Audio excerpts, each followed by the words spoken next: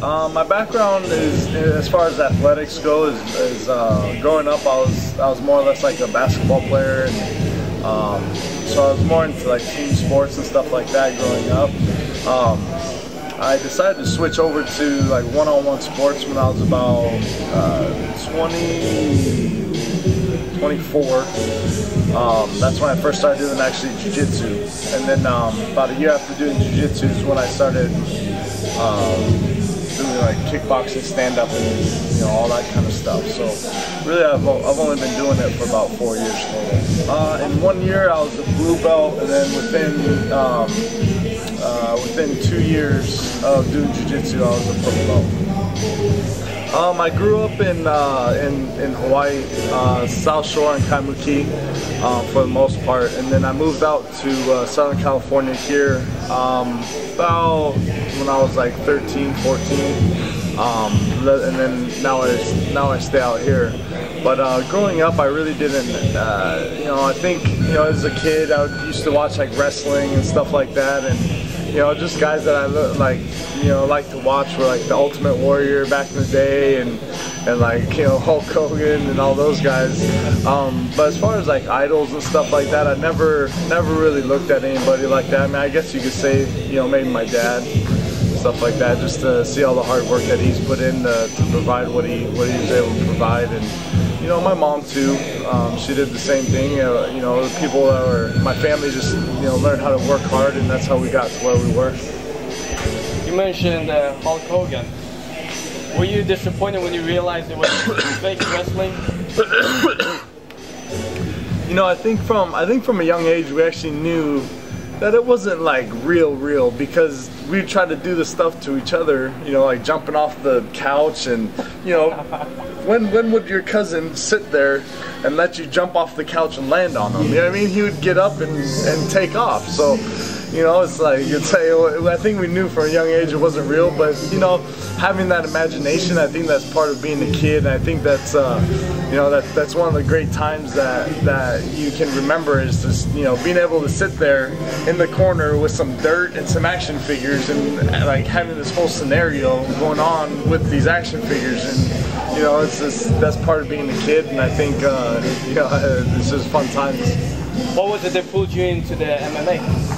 Jiu-jitsu. Actually, it's like the gateway drug. It's like, yeah, jiu-jitsu. It'll get you started. I mean, you start doing jiu-jitsu, and I think there's a natural progression in the MMA. I think with any combat sport now, is when you have one style, I think that ultimately it's going to lead into MMA, because you can look at yourself as being a specialist in one part of the game or another, but it doesn't take much to develop all aspects of the game, but it does. It takes a lot of hard work and dedication to make it into UFC.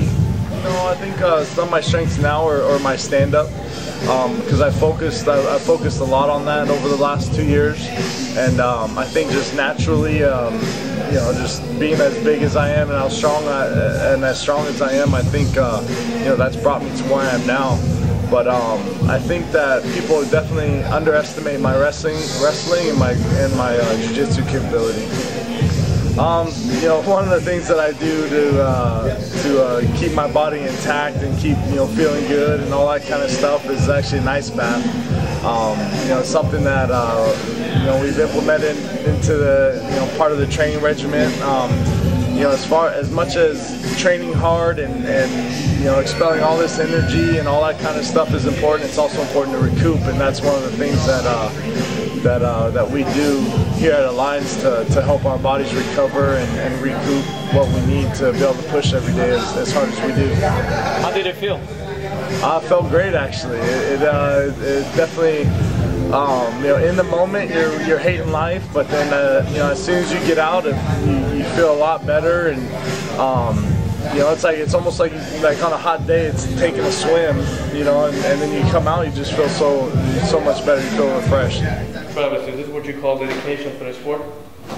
Dedication or vacation? Dedication.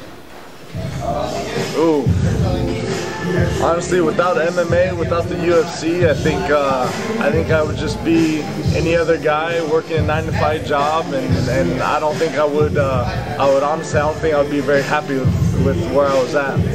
I think MMA and UFC has brought new life to me and my family, and you know, and I definitely appreciate everything it's done for me. In the next year, I look at myself as being further up the ranks for sure. Definitely in the top 10, and possibly making a run for the heavyweight title. Probably about a year, 2 years. I don't want to sound like a broken record. Like everybody's saying, UFC's heavyweight division is not the same as Strikeforce. Your opinion? I think we're heavily underrated. I think at this point, Strikeforce has a lot of names in it, but at the same time, the UFC is the UFC, and so there's no doubt about it that we have some of the toughest guys in the sport.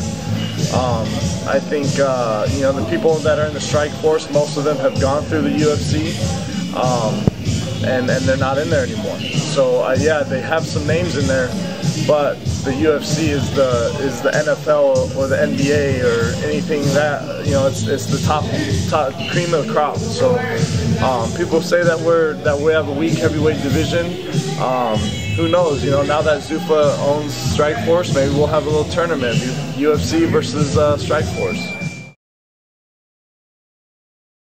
You know, he's a really tough guy. I mean, he has heart, he has skill, and you know, I think you know, I'm blessed to be fighting a guy like him.